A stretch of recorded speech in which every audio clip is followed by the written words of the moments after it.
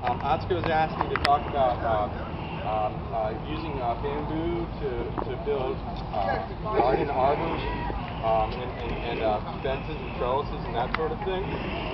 I live about a mile north of here in Riverview, and so if you happen to be going down Lucille's Avenue in Riverview, you'll see a barrel vaulted garden trellis in our front yard made out of bamboo. So it's, my wife joking me, she's like, that's what you did with your art history education. I'm like, yeah, I made a pointed barrel vault trellis, I'm so proud of myself. But it was all made with bamboo that I collected from a local source. Yes, hey Calvin. Yeah, okay. I'll be showing you today how I did that technique, which is pretty much how you see what Atsuko had done there. We're also going to modify that one right there, and so we're going to bring the point down, spread out the sides. We're going to add a third piece, a horizontal piece towards the top, and spread it out so that we've got more access.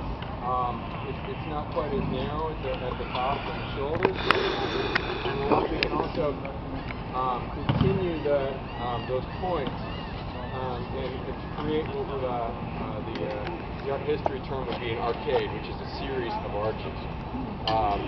So you can arch, and then another arch, and then another arch, and we can just keep repeating ad hominem.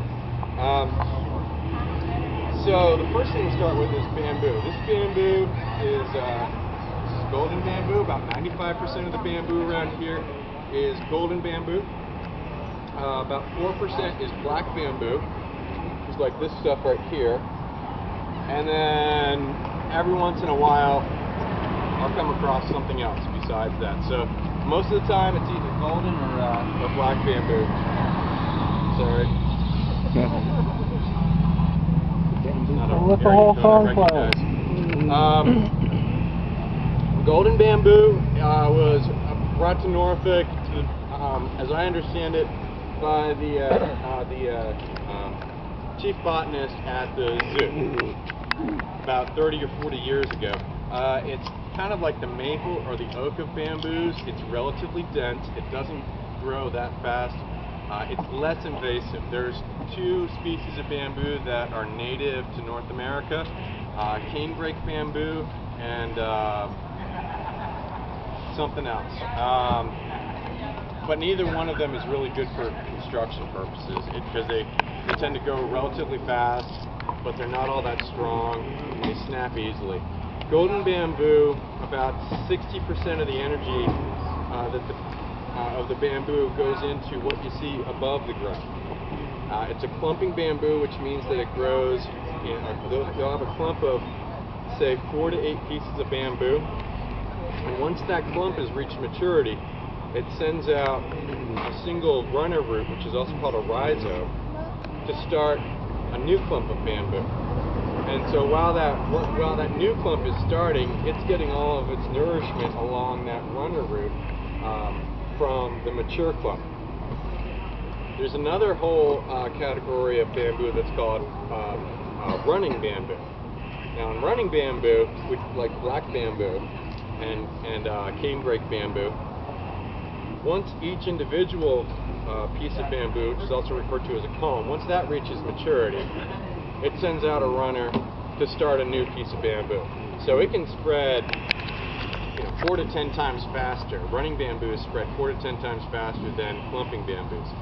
Running bamboos put the majority of their energy into the root below the ground.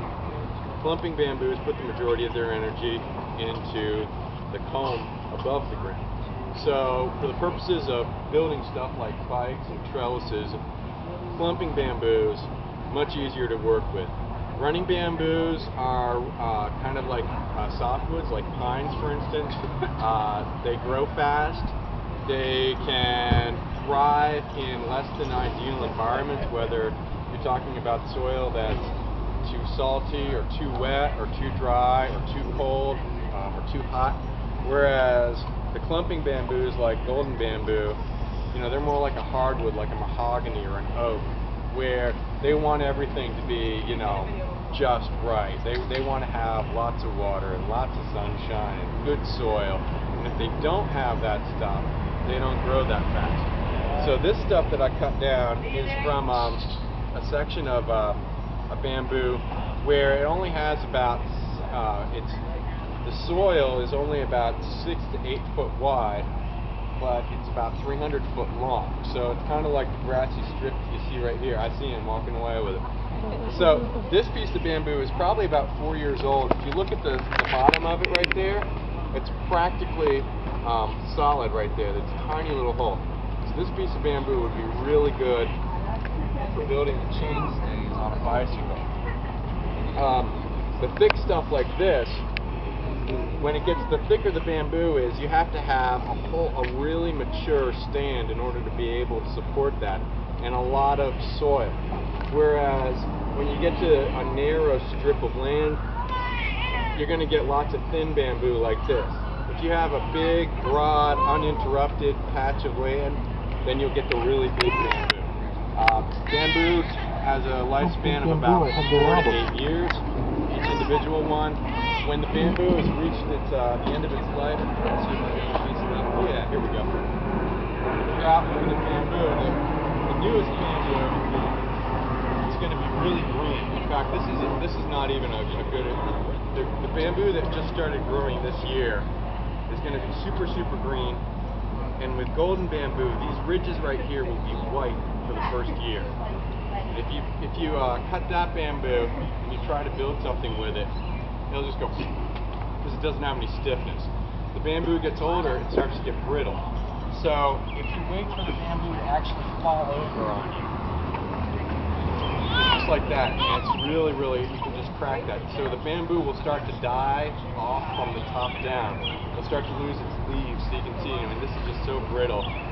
So this bamboo is probably about 4 or 5 years old. But if you took like this piece right here, which is still nice and green on the top, and you tried to snap it, it doesn't want to snap, it just wants to bend. So that's the older the bamboo gets, the more brittle it gets. So that's something to keep in mind when you look at the bamboo.